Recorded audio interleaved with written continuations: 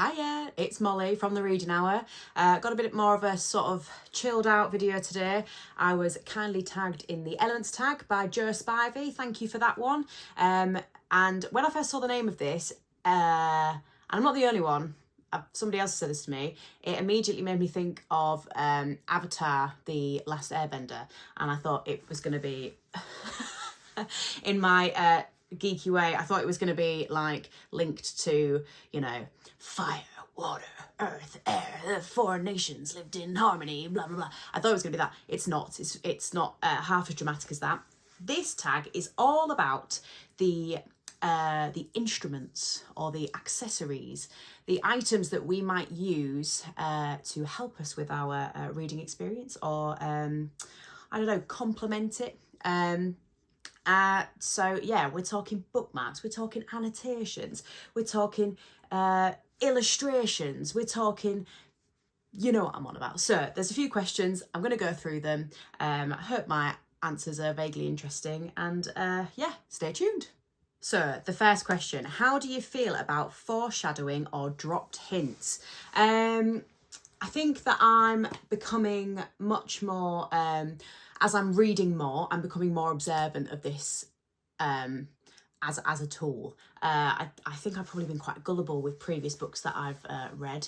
I think there are times when it's done when it's clunky. So I recently reviewed Rebecca, and the one of the characters, Ben, the disabled man that lives on the beach, is sort of saying to our the new Mrs. De Winter, like, you're not like the other lady, are you? You're not gonna send me to the asylum, are you? Oh, and I think he even says she's gone with the fishies now or something, and so, you know, quite clearly hinting at what's happened to Rebecca. And the new Mrs. De Winter is like, oh, what a silly man. Oh, he's ever so silly.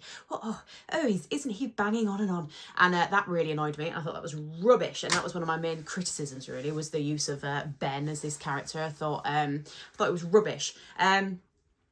But other than that, I did enjoy Rebecca. For anyone that's tuning in now, I don't think I gave Rebecca 4 stars, but I just wanted to comment on that one as like sort of like a recent one that I've noticed that I thought was there was no way on earth that anyone would not pick up on that, especially with the paranoia that she already had. She would absolutely, maybe she did pick up on it, and maybe the character is trying to sort of you know, gloss over it in order to not fret about it, but if that was the case, that wasn't obvious to me, and that didn't work for me. So that was an example where I don't like it. That being said, when it is very clever, holy moly, if anyone's a Piranesi fan, probably one of my favourite books that I read last year, or at least in the top 3. The foreshadowing in this is gobsmacking. There were times, and the really difficult thing about this one is that I can't really say anything about it without completely ruining the reading experience for somebody out there. But there were moments in this book where we had some foreshadowing, or something would happen, or something would be said that actually unsettled me, in that I'm thinking, it kind of, what I thought I believed or understood about this book so far, it would turn it on its head, or it would tip it, or it would put a spanner in the works of what I was piecing together, and it would give me a very sudden clue that would shock me. And it was literally like a moment. Do you know what I mean? So yeah, excellent in that book. The other version, I was thinking about this, is less subtle, but enjoyed it nonetheless, is another one of my favourite books that's kind of wacky, and I think if I read it again now as a more experienced reader, I think there would be things about the second half that I would pick apart. But The Stand by Stephen King. I read that right at the start of the COVID pandemic. I was working through COVID, but I, didn't do anything on the weekend, so I would just sit around and read. And I read it on my Kindle, so I don't have it to show you. But all the characters, obviously they're coming out of the apocalypse. I guess it's the world. Yeah, we've got a few survivors left from the virus, and they're all kind of having these dreams, very obvious foreshadowing dreams about which side they're going to turn to, what side they're going to make a stand on, right? And I thought that was really, really, really clever. I really enjoyed that part of the stand. So yeah, I think it's the obvious answer. If it's done well, I like it. So yeah, that's my answer for that one. Bookmarks. What do you use and how do you feel about bending the pages? I do like a bookmark. I've used just the rubbish ones that the nice man or woman at Waterstones will pop in my bag for me. They're often advertising something. Throne of the Fallen by Kerry Maniscalco.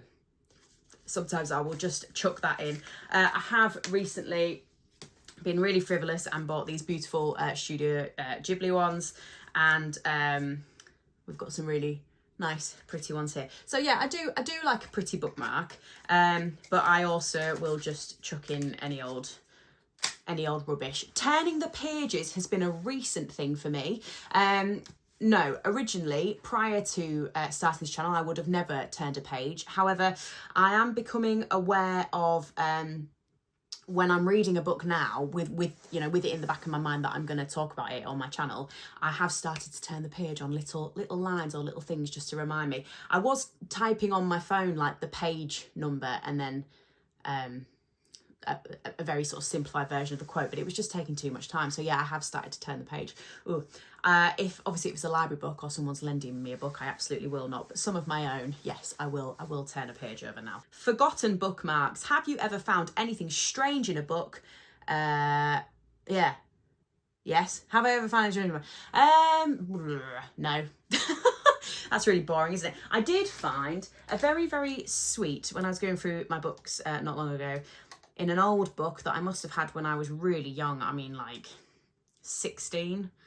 You know, so just a tiny little baby Molly. A very pretty picture of a watercolour. Oh God, bird knowledge. Chaffinch, swallow. Red-crested dingle dangle. I don't know. Anyway, bloody hell. It says swallow on the bottom, you numpty. Swallow. Yeah, poorly laminated. It's peeling away at the sides, but by an artist who signed it, M. Moore. So M. Moore, whoever you are, if you're watching out there, I've still got this. So that's very sweet, isn't it? Okay, the next question. Inscriptions and annotations. How do you feel about writing in a book, and how do you annotate if you do it?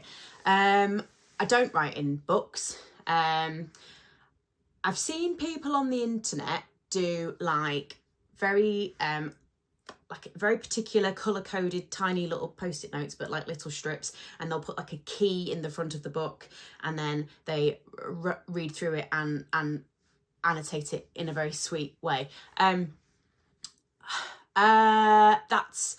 I've tried to be that person quite a lot in my life, and I think as I'm sort of, moving into my late 20s, I'm realising that that's not me, and that will never be me, and that's okay. No, I don't write in books. However, I do use my iPhone notes app, and when I've got an idea or something that has struck a chord, I will write something in the notes app. Now, I've seen videos on the internet of people being like, how unhinged my notes app is, and mine is that exactly. So maybe it's a good thing that I'm not writing in books, because you would get things like this. For the book I Who Have Never Known Men, I wrote, left feeling empty and hung out to dry by this book, like, is it taking the piss? Not sure I could actually write that in in a book. Maybe I could. Maybe I should just own it. I'll try and find another one. For The Hobbit, didn't understand passage of time. Why are they staying at places for so long? 3 question marks. That was another one. And this one's gross. For Call Me By Your Name, which you will know if you've read it, I've put, everyone talks about the peach scene, but what about the poop scene? Again, if you've read that, you'll know what I'm talking about. But yeah, so in the moment when I'm reading something, the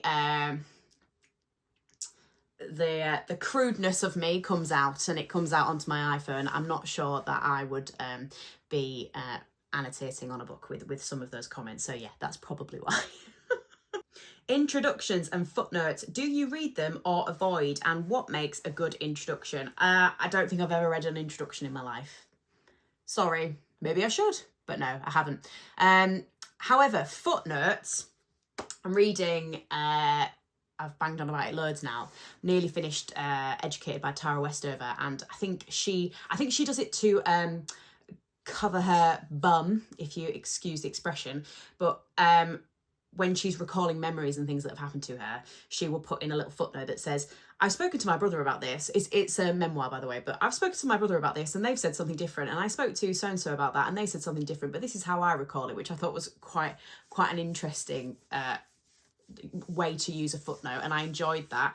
The other example, the king of footnotes as well for me is Terry Pratchett. Terry Pratchett has a charming method of footnoting some of the paragraphs in his books.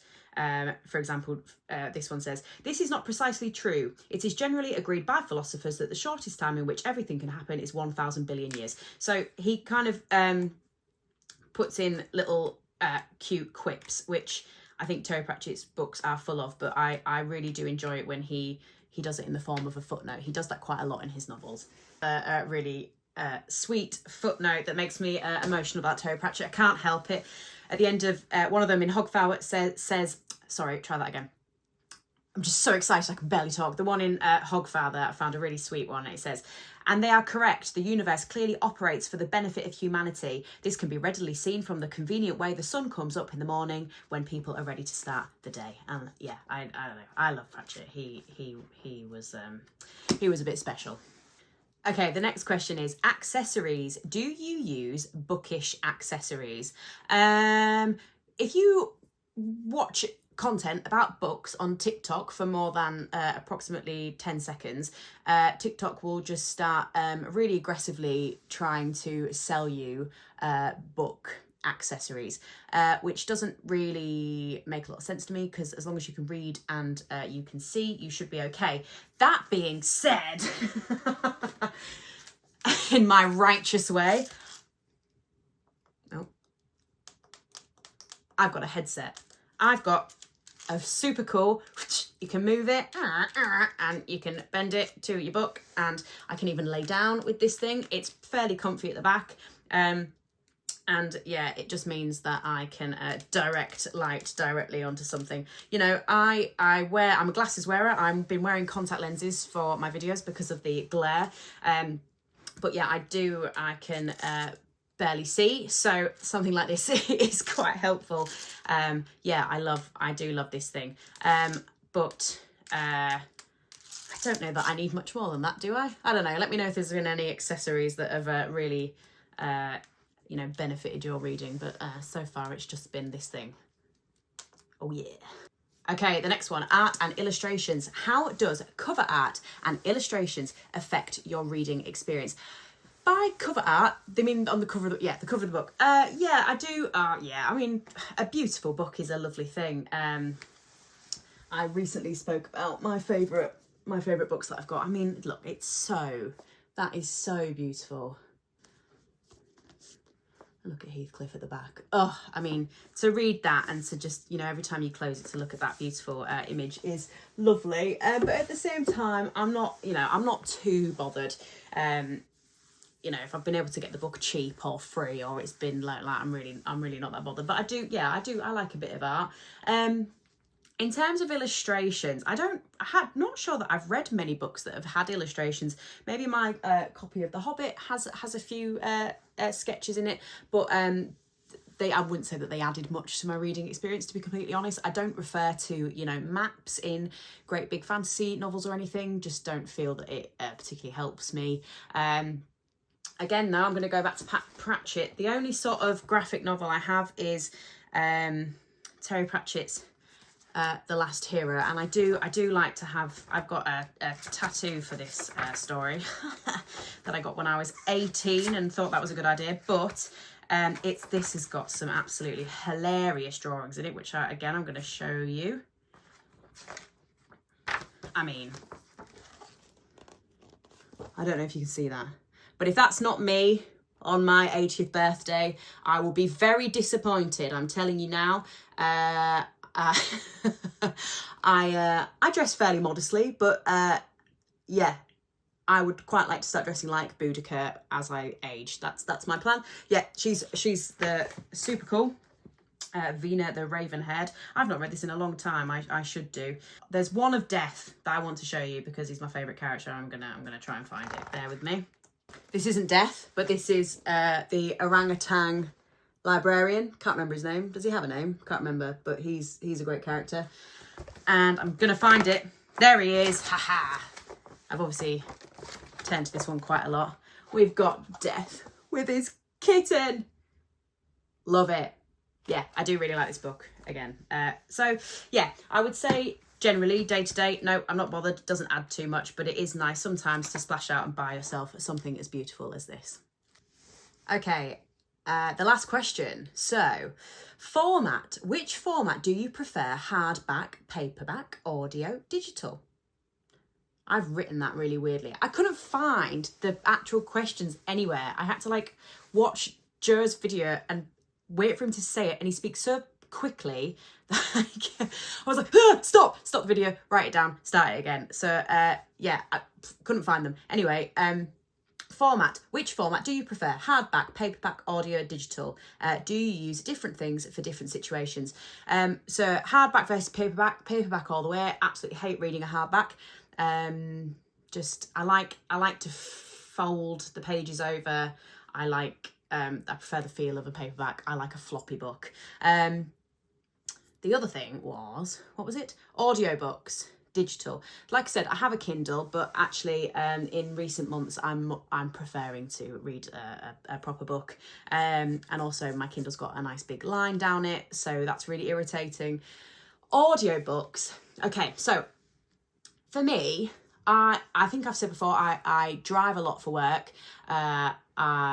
I see patients in their homes all across the area, and so I can sometimes be, you know, clocking 3 or 4 hours driving a day. That's kind of a maximum, but it can happen. And so I get annoyed, especially if I'm in traffic or something, because I'm like, oh, is this such a waste of my life? So I do like to put an audiobook on. I sometimes listen to the radio, but typically I will put an audiobook on. But what I've discovered is, especially since starting this channel, I think your reading changes when you're planning to review something or talk about something in depth. What I have noticed is that if it is a complicated book, or a book that, I don't know, I'm really trying to tune into to really sort of grasp the sort of complexities of it, I can't audiobook it. I don't know, kind of starts, especially if I'm driving, because obviously I'm concentrating on driving, but I feel like I can't think about it on as deep of a level that I can think about it when I'm reading it myself with my own eyeballs. So for example, East of Eden took me a long time to read, and so I was popping on the audiobook, but actually I was finding that it wasn't benefiting my reading of it. That being said, if it is like a pretty light-hearted, like when I read Romantasy, Akatari stuff last year, you know, it's pretty straightforward, and I don't feel particularly deeply about it other than sort of the entertainment of it. I can audiobook that, and I did audiobook especially the last 3 that I was less bothered about. I did audiobook a fair amount of them. But if it's a more simple book, or it's just more plot driven, I can audiobook it pretty well.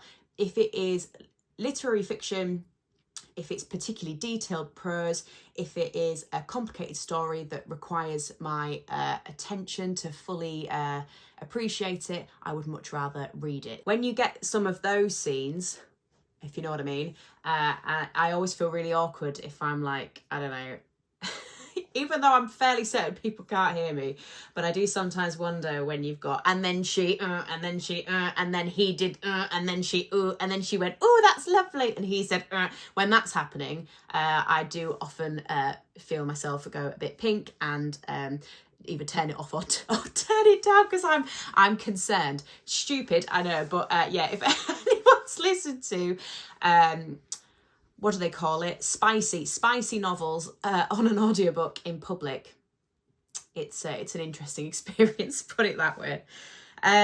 So the last Well, no, that was the last question. Haha, that was the last question. So the next bit, though, was to say tag people. Now, I haven't been here long. I've had some wonderful comments from people. So anybody who has a booktube channel or is thinking of doing a booktube channel, I am throwing out the Bookish Elements tag to you. But there were a few people. The book thing, Bonnie Nicole writes, Brindis, daughter of Gunnar. I hope that sounds like I'm completely butchering that. Mild Rumpus, Chrissy's Purple Library, Beauty, Brains and Books. They were the ones that I wrote down quickly. But anyone else who wants to have a go and is watching this, please, please, please do. So yeah, that's been me, Molly, at the Reading Hour. I hope you enjoyed that one. It was good fun. I like the tag videos. They're a little bit more light-hearted, aren't they, and a bit of fun. So yeah, thanks for watching, and I'll see you next time. Bye.